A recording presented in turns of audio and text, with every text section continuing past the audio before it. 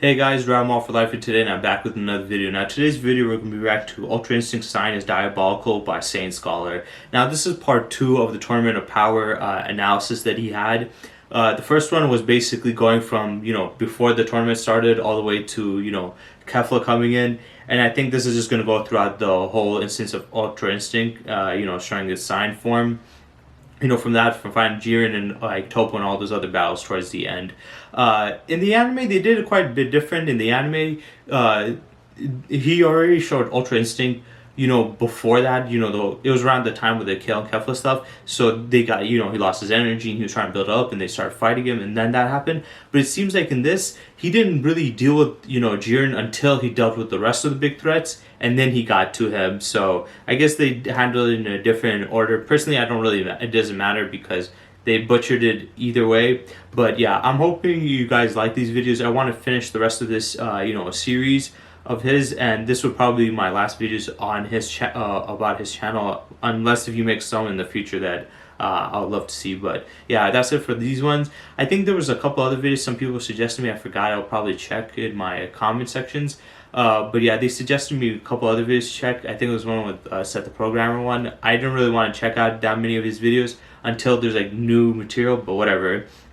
But yeah, I'm really just hoping for the future of, Dragon Ball come back so I can do that.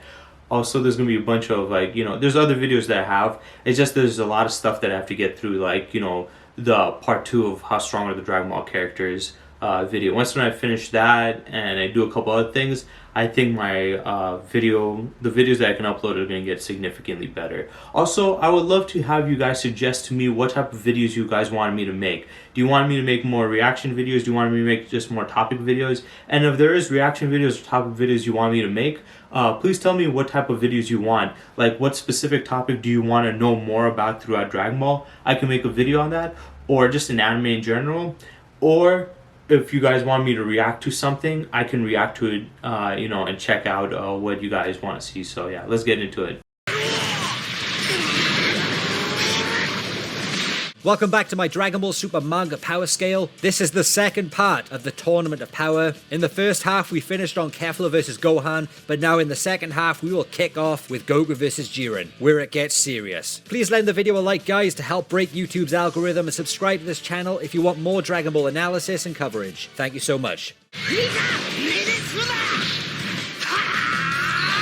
Goku then fights Jiren again and uses something with a similar principle to the Kaioken. The blue form's raw power increases in exchange for damage in his body. Kaioken or not, same principle. Nothing is stated in terms of a multiplier or which level Goku uses, so we can't just go sticking a times 20 on him without evidence in the manga. Therefore, a 2 times boost to Goku's power, a full domination amp, is the least headcanon we can go. The suppressed Jiren takes this Kaioken-like attack head on, with only being slightly budged, showcasing that his suppressed power is still deeper than we realize. But this suppressed power is at least 1.75 times Kaioken Goku here. Jiren is literally a wall waiting for Goku to jump over. Roshi demonstrates the same principle as Ultra Instinct somewhat, to the point he can block and dodge suppressed Jiren. Roshi, even for his 5 seconds of fame, could have been absolutely anywhere in terms of these numbers, but never over suppressed Jiren. That's a fact. It's a temporary stunt, but it could very well be that Roshi was faster and more capable than Super Saiyan Blue Goku's Kaioken-like stunt here,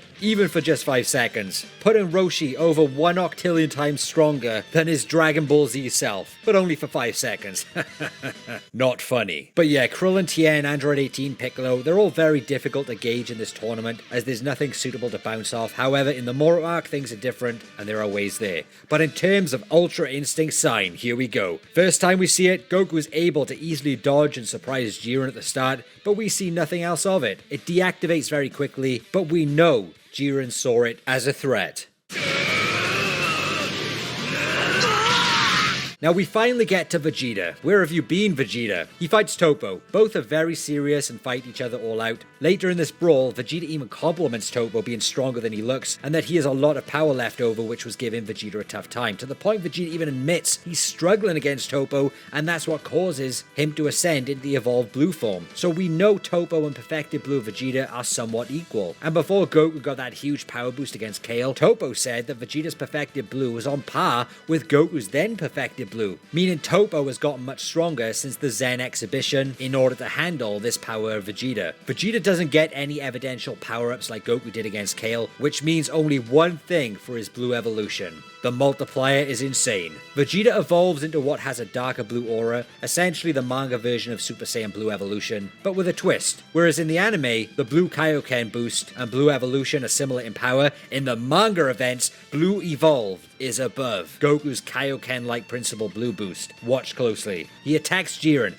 and Jiren gets cut, and looks impressed, admitting Vegeta has fought harder than any, besides Ultra Instinct Sign. Jiren is only referring to those who has fought him. This doesn't include Gohan vs Kefla. So Blue Evolved is a tier above Goku's boosted Blue Kaioken-like power, and Jiren takes Blue Evolved attacks on the chin like a boss, and still wrecks Vegeta without any effort. So Jiren's currently known suppressed power is 1.5 times Blue Evolved Vegeta. The evolved Blue form is 35 times from Perfected Blue, and the multiplier in itself is just shy of 4.3 trillion times from base form. Tell me that's not broken. This video title and thumbnail should have just been called Blue Evolved is Demonic. But no, sign is still yet to come. Prepare yourselves.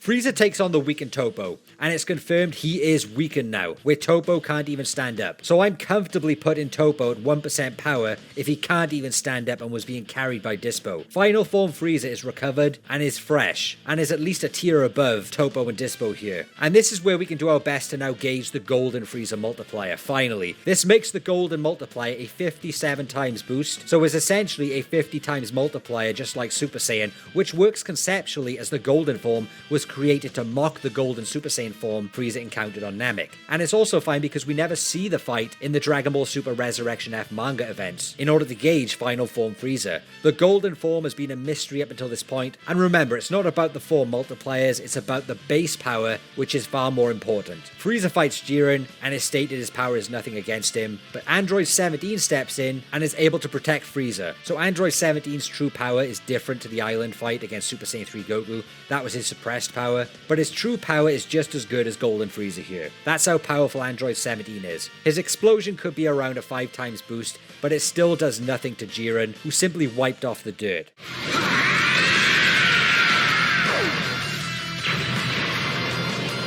Now, even though the principle of improving is different from simply powering up and gaining raw power, the outcome is always power. Whether it's through strength or speed, power is Dragon Ball. Dragon Ball is power. There are many ways to get more power, not always through the conventional means, and Ultra Instinct is another way. So that's why, even with UI now, in this equation, we can still scale as usual. We're not focusing on how they are that strong by concept, we're simply looking at them just being that strong now because they just are. In the end, they are always more powerful. Now, Goku fires up to Ultra Instinct Sign again, and Jiren responds with his first big noticeable power-up, the red aura. This power represents Jiren putting in a fair bit of effort and would attempt to rise to meet the level he sensed moments earlier with Sign. Sign is portrayed as the most exhilarating level of power this far in the tournament, meaning it's above Kefla and Gohan by a fair domination multiplier. Goku then powers up to the silver-haired Ultra Instinct. Jiren also spikes his energy again, soaring even higher, but Goku still wrecks him. Jiren's power spikes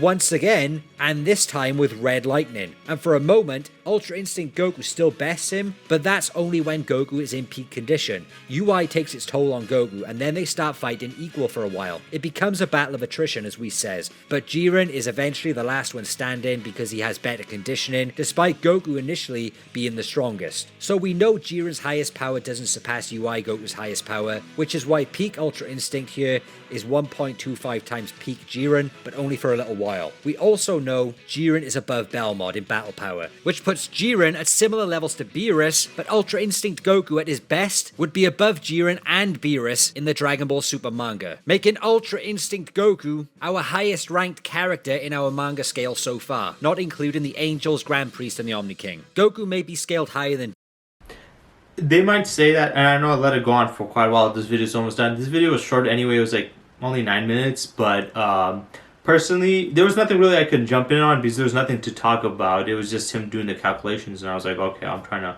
absorb that. But a little bit I want to talk about here. He's saying that this will make Goku in the manga to be stronger than Beerus, but the thing is, we saw Beerus dominate Vegeta pretty easily. And yes, I'm not saying Vegeta's on that level, but even Vegeta with his power that he had was not even close to him. So I don't know about that. But also, like, the manga, like I said, is very inconsistent. He might have surpassed him, but then later on they're like, oh no, he's just still above him. So yeah, it's very inconsistent with that, and that's why doing this stuff does matter. That, like, you know, how logically the power scaling works, because when you do this now, you're gonna have to backtrack or make stuff up, and then you just keep on doing this. Like, how many times are you gonna try to bullshit or make some excuse for these characters to get stronger, or some character to get a random power boost, or this character actually wasn't that strong? Because now there's no way that that could be the case, because we know later on in the anime, Beerus is gonna fight against Goku and stuff again, so they're gonna have to do that in the manga. So if he already surpassed him all the way back in the tournament of power, that wouldn't really make sense. So they have to do something else.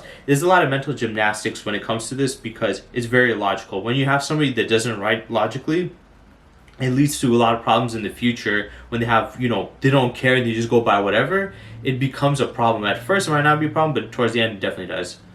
Beerus right now, that is until future arcs say otherwise. And there's always a chance Beerus can get stronger off screen, but we will deal with that when we get to it. But also it goes to show you how powerful Super Saiyan Blue Vegeta's final Kamehameha was in the future Trunks arc. That was also at the level of Ultra Instinct Goku and Beerus' combat power. There's no point in calculating the final scuffle between Goku, Vegeta and Jiren. They are all weakened and clearly stated so. It was blood and guts, a final push between all three. Nothing really important about it except it was all part of the finale to get Jiren eliminated in style. Here are the current multipliers right now in terms of transformations. In the last part of this power scale, the Super Saiyan Blue perfected multiplier from base form was 128 billion. Super Saiyan Blue evolved is 4.3 trillion. Ultra Instinct Saiyan is 2 quadrillion. And then the silver-haired Ultra Instinct. If you want to know the power of Ultra Instinct Goku in the manga Tournament of Power, from Kid Buu vs Super Saiyan 3 Goku in Dragon Ball Z, he's 25 decillion times stronger right now. Now you should know there is no killing in the Tournament of Power, which may make some believe these fights are not going all out, but when you look at the whole context of the battle, such as Ultra Instinct Goku vs Jiren, they are powering up with intention to defeat the opponent like nothing else matters. They are really trying, and it's stated they are going all out. Even Kale becoming the legendary Super Saiyan didn't give a damn about eliminating her own team member. Do you think she cared about killing? So although there's no killing, there's going to be no nerfs in the showcases of their raw power during this tournament, because they all still clash with each other and are stated to be going all out. But you could apply headcanon and give all of my numbers a 1.25 times boost and say that's their power if they're trying to kill someone. And that's it for the Dragon Ball Super Manga Tournament of Power arc. What a madhouse. I really did not enjoy scaling that, but I tried to remain consistent to my own scaling principles throughout it, but it's still... So that's the end of Ultra Instinct Saiyan is Diabolical by Saiyan Scholar. Personally, towards the end of the video, I felt like I said, I didn't talk too much and it was just me reacting to stuff. I felt like I could have just mixed this one in with the first part, I mean, there was no need for me to split up two, but, it's too late for that. I already did the intro and stuff, so it would be weird to cut that out and whatever. But yeah, I felt like, towards the ending, I felt like I should have just mashed them both up, because this one I didn't really have much to say. I just listened to the video, I paused a little bit and talked a little bit. But yeah, I just want to, state again, the manga is god awful. People that were saying that was bad in the anime, just shut up. You guys try to find any BS reasoning to like something else or something. It's just bad. It's just all around bad. Like, this stuff is so ridiculous. I think the people that really broke, the power scale and went to the most ridiculous was definitely Kale and then their fusion. Like, that stuff is just... It's just idiotic. I feel like if we didn't have these characters, the power scaling would have been significantly better. I wouldn't say it would be perfect, because they still have a stupid decision like, what Master Roshi was doing to Jiren and stuff. I wouldn't say that he got that much stronger. I just think that since he had Ultra Instinct, he was like a little bit of showcase of Ultra Instinct. He showcased, high technique that Jiren wasn't expecting. Jiren was obviously holding back even more against him because he didn't sense too much of a power. So for him to do some of that, he didn't expect it. But yeah, it's still dumb that he was able to do it anyway. It's all around just... It's I would say in the manga from right now, what I've seen, it is the worst arc when it comes to power scaling. It's the most absurd, but it's definitely Kale's fault. She is the biggest deciding factor on the bad writing here. But yeah, they didn't do much with most of the characters throughout the fight, especially Kaba. Kaba, he should have been a strong Saiyan, but he didn't do anything. And in the anime, he didn't do that much either, but he did at least a significantly more with, you know, going Super Saiyan 2 and trying to fight for Vegeta. But yeah, that was pretty disappointing, to be honest. So yeah, I hope you guys enjoyed it. Stay tuned for next time.